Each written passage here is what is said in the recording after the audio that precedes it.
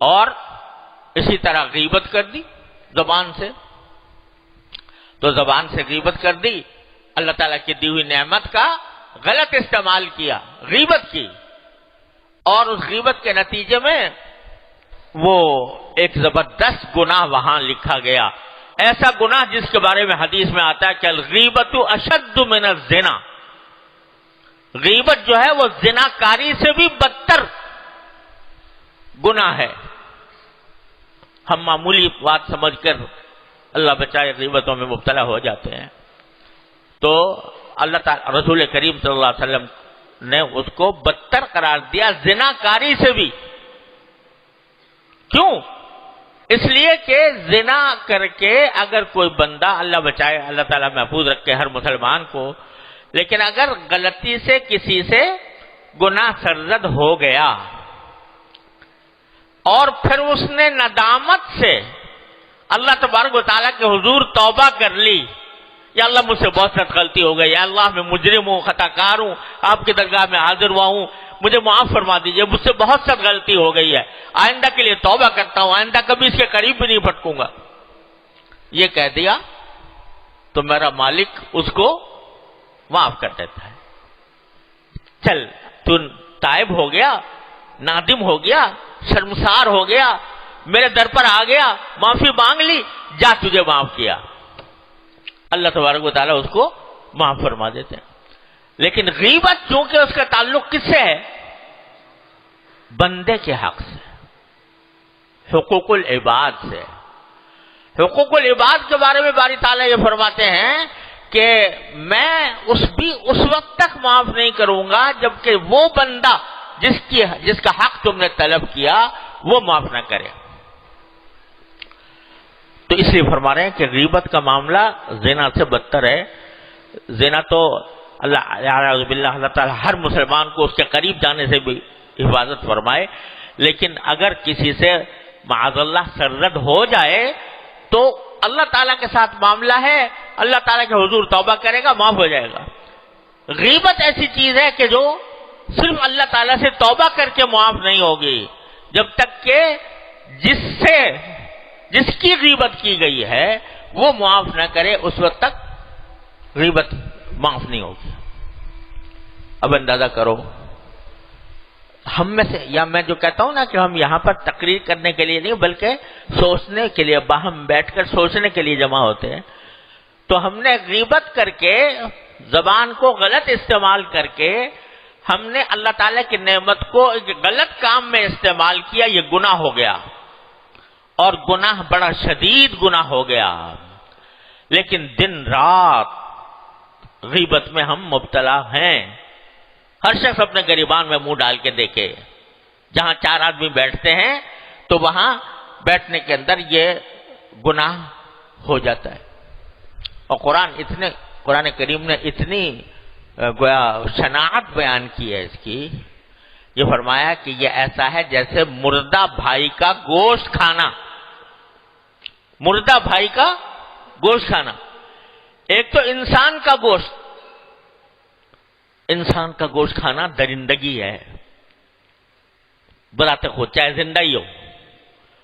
اور پھر مردہ جو ہے وہ تو ناپاک ہوتا ہے، تو اس مردے کا گوشت کھانا، مردار کا گوشت کھانا، مردار جانور کا بھی گوشت نہیں کھاتا کوئی، انسان کا گوشت درکنار، تو مردار بھائی کا اب مردار بھی کون؟ بھائی،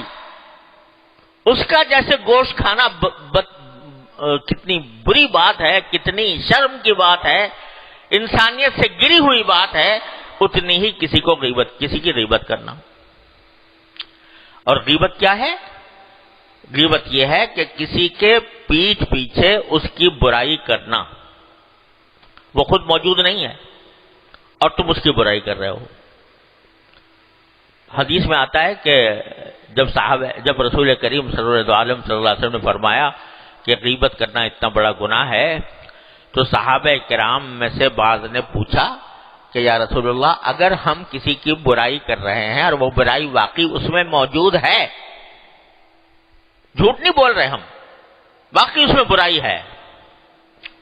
تو کیا پھر بھی غیبت ہوگی؟ تو رسول کریم صلی اللہ علیہ وسلم نے فرمایا کہ اگر وہ برائی اس کے اندر موجود ہے تب تو یہ غیبت ہے، موجود ہے تب بھی غیبت ہے، اور اگر موجود نہیں ہے غلط الزام لگا رہے ہو تو یہ بہتان بھی ہے، غیبت بھی اور بہتان بھی، غلط الزام لگا دینا کسی کے اوپر۔ تو اب یہ زبان کا اتنا غلط استعمال ہے، مجلسیں بھری ہوئی ہیں اس سے، ہماری مجلسیں بھری ہوئی ہیں، جہاں چار آدمی بیٹھتے ہیں کسی دوسرے کا ذکر آ گیا، اس کا مذاق اڑا دیا، اس کے بارے میں کوئی کلمہ کہہ دیا، کوئی برائی اس کی بیان کر دی، اور کوئی پوچھے کہ بھائی یہ تو تم غیبت کر رہے، ارے بھائی ہم تو اس کے سامنے کہتے، اس کے منہ پہ کہتے۔ یہ کوئی جواز نہیں ہے غیبت سے بچنے کا کہ اس کے منہ پہ بھی کہہ سکتے ہیں۔ ارے منہ پہ کہو گے دل آزاری ہوگی، اگر خیر خواہی سے کہنا ہے تو خیر خواہی سے اس کو الگ جا کے سمجھا دو کہ بھائی تمہارے اندر یہ خرابی ہے، اس کو دور کرنے کی کوشش کر لو، اس سے سمجھا دو۔ لیکن منہ پہ اس کے برائی کرنا اور اس طرح برائی کرنا کہ جس سے اس کو شرمندگی ہو جائے، تو یہ منہ پر بھی کہنا بھی جائز نہیں ہے۔ تو یہ جو عذر پیش کرتے ہیں کہ میں تو اس کے منہ پہ کہہ دوں، اس سے غیبت ختم نہیں ہوتی، غیبت پھر بھی ہے۔ اگر وہ کوئی ایسی بات جس کو وہ برا سمجھے وہ بات کرنا، حضور اقدس صلی اللہ علیہ وسلم نے واضح تعریف فرما دی، ذکرو کا اخا کا بما یکرہ۔ غیبت کیا ہے؟ اپنے بھائی کا ایسا ذکر کرنا جو اس کو ناپسند ہو، اس کو پتا چلے کہ مجھے اس طرح کہا گیا تھا کسی مجلس میں، اس کا دل دکھے، اس کو برا لگے کہ میرا ذکر اس طرح کیوں کیا، تو یہ غیبت ہے۔ اب جو آدمی غیبت کر رہا ہے، چاہے وہ برائی جو بیان کر رہا ہے وہ اس کے اندر موجود ہے، پھر بھی دوسروں سے کہنے کی کیا مصیبت ہے؟ دوسروں سے کے سامنے اس کا ذکر کرنے کی کیا مصیبت ہے؟ ہاں، صرف اس صورت میں جائز ہوتا ہے جبکہ اس سے کسی دوسرے کو نقصان پہنچنے کا اندیشہ ہو، اندیشہ ہو کہ یہ کوئی آدمی ہے وہ کسی کے خلاف سازش کر رہا ہے اور اس نے معلوم کر لیا، تو جس کے خلاف سازش ہو رہی ہے اس کو بتا دینا کہ بھائی فلاں شخص تمہارے خلاف یہ سازش کر رہا ہے، تاکہ اس کے نقصان سے اس کو محفوظ رکھا جائے۔ بس یہ ایک تو یہ مستثنا ہے۔ دوسرے وہ مستثنا ہے کہ جو مظلوم ہے، ظالم نے ظلم کیا، اور کوئی مظلوم جو ہے وہ اپنی مظلومیت کی داستان کہیں سناتا ہے کہ بھائی میرے ساتھ تو یہ معاملہ ہو گیا، تو وہ بیچارہ مظلوم جو ہے وہ اپنی داستان سنا رہا ہے، یا تو کسی ایسے شخص کو جو اس ظلم کے دور کرنے پر قادر ہے، یا کم از کم اپنے دل کی بھڑاس نکالنے کے لیے کسی کے سامنے کہتا ہے کہ میرے ساتھ یہ ظلم ہوا،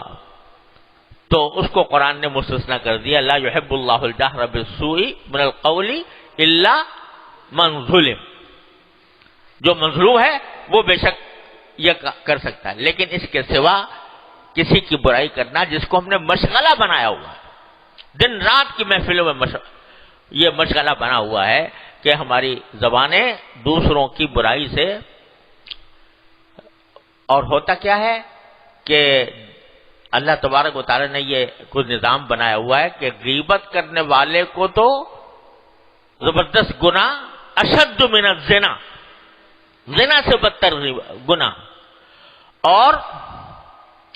جس کی غیبت کی جا رہی ہے اس کے درجات بلند ہو رہے ہیں، جس کی غیبت کی جا رہی ہے اس کے درجات بلند ہو رہے ہیں، جتنی اس کی غیبت کی جائے گی اتنا ہی اس کے ثواب میں اضافہ ہوگا۔ تو حضرت امام ابو حنیفہ رحمۃ اللہ علیہ سے یہ منقول ہے کہ حضرت امام ابو حنیفہ رحمۃ اللہ علیہ کو جب پتہ چلتا تھا کہ کسی شخص نے میری غیبت کی ہے تو اس کے ہاں کچھ تحفہ بھجوا دیا کرتے تھے، کچھ پھل بھجوا دیے، کچھ مٹھائی بھجوا دی، اور کوئی اور تحفہ ہدیہ بھجوا دیا۔ لوگوں نے پوچھا حضرت وہ تو غیبت کرتا ہے، آپ تحفہ بھیجتے ہیں؟ کہنے کہ وہ تو میرا محسن ہے، میرا محسن ہے کہ اس کی غیبت کی وجہ سے اللہ تعالیٰ مجھے اجر و ثواب عطا فرما رہے ہیں، تو لہذا میں اس کے اس احسان کا بدلہ دے رہا ہوں کہ اس کو مٹھائی بھجوا دیتا ہوں، اس کو پھل بھجوا دیتا ہوں، تحفہ بھجوا دیتا ہوں. تو وہ اس لیے کہ جس کی غیبت کی جا رہی ہے اس کا اللہ تبارک و تعالیٰ اس کے درجات بلند فرماتے ہیں. اللہ بچائے آخرت کے اندر اگر وہ بغیر معافی مانگے رخصت ہو گیا نا غیبت کرنے والا، تو اور اس کے پاس جب وہاں پر اللہ کے ہاں، اللہ تعالیٰ کے ہاں جب محاسبہ ہوگا تو جس نے غیبت کی تھی اس کی نیکیاں اٹھا کر